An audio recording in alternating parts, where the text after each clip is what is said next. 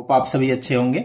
आज हम लोग क्लास 10th के जो चैप्टर्स हमने टॉपिक्स देखे थे, लाइट रिफ्लेक्शन एंड रिफ्रैक्शन का, उसमें आज हम 10 मोस्ट इंपॉर्टेंट क्वेश्चंस देखने वाले हैं। इसमें कुछ प्रीवियस ईयर क्वेश्चंस भी हैं जो बोर्ड में ऑलरेडी पूछे जा चुके हैं, और सारे क्वेश्चंस हमने इंपॉर्टेंट क्वेश्चन यहाँ पे शो किया है। तो आइए देखते हैं first question. The image formed by a plane mirror is, जो इमेज बनाता है कोई भी एक प्लेन मिरर, वो किस तरह का इमेज बनाता है। और ऑप्शन में आपको यहाँ पर 4 ऑप्शन दिए हुए हैं: real and inverted, virtual and erect, real and erect, virtual and inverted.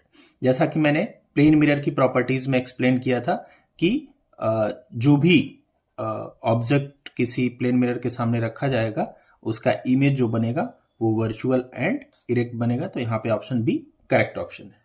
अब नेक्स्ट क्वेश्चन देखते हैं कि the distance between object and image in a plane mirror. जैसा कि आप देख रहे हैं कि कोई भी प्लेन मिरर के सामने जितनी दूरी पे ऑब्जेक्ट रखा होता है उतनी ही दूरी पे इसकी इमेज बनती है। तो हमारे पास 4 ऑप्शन है: twice the object, half the object distance, equal to the object distance from the mirror. So यहाँ पे कौन सा ऑप्शन होगा? Equal to the object distance, C is the correct answer. अब हम लोग क्वेश्चन नंबर 3 देखते हैं। The laws of reflection hold true for, जो लॉज ऑफ रिफ्लेक्शन है वो किसके लिए सही है? तो 4 ऑप्शन है कि प्लेन मिरर्स के लिए सिर्फ सही होता है, concave mirrors only, convex mirror only, या all reflecting surface. This question is one of the most important question and already it has been asked in CBSE 2022 board examination.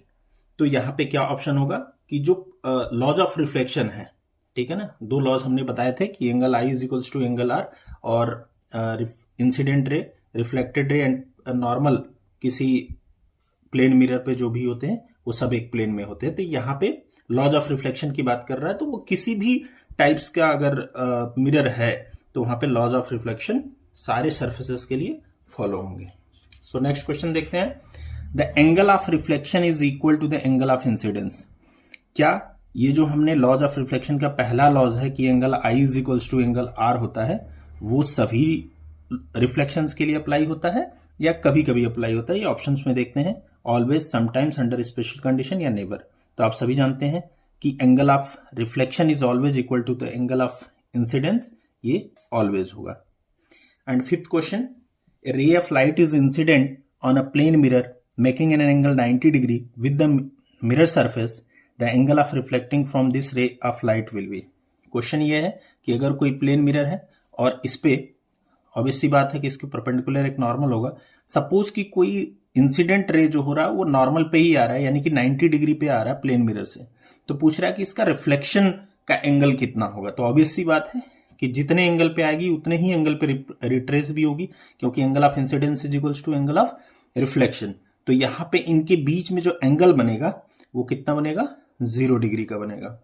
Okay, so 6 number question, lateral inversion means. ये एक special topics था जो हमने देखा था कि lateral inversion क्या होता है, और मैंने बताया था कि लैटरल इन्वर्जन में किसी भी प्लेन मिरर के सामने अगर कोई ऑब्जेक्ट रखा हुआ है और ये राइट हैंड शो करता है अपना, तो यहाँ पे जो इमेज होगा वो अपना क्या करेगा? लेफ्ट हैंड शो करेगा। तो लैटरल इन्वर्जन मीन्स क्या होता है कि left becomes rights. Okay, next question देखते हैं। The reflection of light from a smooth surface is called.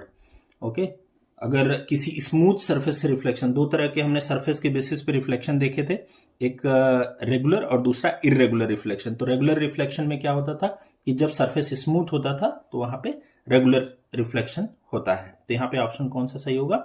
C option सही होगा। अब हम क्वेश्चन नंबर 8 पे जाते हैं। क्वेश्चन नंबर 8 में है, जो कि मैंने एक हॉट क्वेश्चन में आप लोगों से पूछा भी था, कि एम्बुलेंस जो किसी व्हीकल्स पे लिखा होता है वो इन जो है लेटरली इन्वर्टेड क्यों लिखा होता है? तो उसके पीछे आप सभी ने आंसर्स भी दिए थे। तो जो एम्बुलेंस वर्ड है वो व्हीकल पे रिवर्स लिखा जाता है, उसके पीछे क्या कारण होता है? तो 4 ऑप्शन है: reflection of light, lateral inversion in mirror, refraction of light, या डिस्पर्जन ऑफ लाइट। तो आंसर क्या होगा? लैटरल इन्वर्जन इन मिरर्स। क्योंकि सपोज कोई गाड़ी जो है आगे जा रही है एम्बुलेंस के, तो वो अपने रियर व्यू मिरर में हमेशा उसको जो है लैटरली इन्वर्टेड इमेज दिखाएगा। तो अगर उल्टा एम्बुलेंस लिखा हुआ है तो उस आदमी को सीधा दिखाई देगा। क्वेश्चन नंबर 9, एक और इंपॉर्टेंट क्वेश्चन जो कि पीवाईक्यू क्वेश्चन से प्रीवियस ईयर क्वेश्चन पूछे गए हैं बोर्ड में, कि कोई भी object, an object is place 25 centimetre in front of plane mirror the distance between object and image will be. कहने का मतलब है कि किसी प्लेन मिरर के सामने 25 सेंटीमीटर पे कोई भी ऑब्जेक्ट रखा हुआ है, तो इस ऑब्जेक्ट से इमेज की डिस्टेंस कितनी होगी। तो ऑब्वियस सी बात है कि जितनी आगे रखी होती है ऑब्जेक्ट, इमेज भी उतना ही पीछे बनता है। तो इस ऑब्जेक्ट से इमेज तक की टोटल डिस्टेंस आप फाइंड आउट करेंगे तो ये 50 सेंटीमीटर हो जाएगा। तो यहाँ पे ऑप्शन कौन सा करेक्ट है, डी ऑप्शन करेक्ट है। और last one of the most important question कि when a plane mirror is rotated through an angle theta the reflected ray rotates through. 4 option है, θ/2, θ2, θ 3 थीटा। कहने का मतलब है कि अगर कोई प्लेन मिरर पे हम इस प्लेन मिरर को थीटा एंगल से रोटेट कर देते हैं, तो जब प्लेन मिरर यहाँ पे है तो इसका नॉर्मल यहाँ होगा, और अगर हम इसको थीटा एंगल से रोटेट कर देते हैं तो अब जो होगा नॉर्मल यहाँ पे बनेगा। तो क्वेश्चन ये है कि जो एंगल ऑफ जो इंसिडेंस है अगर वो थीटा से रोटेट हुआ है, तो जो रिफ्लेक्टेड रे है वो कितने एंगल से रोटेट होगा।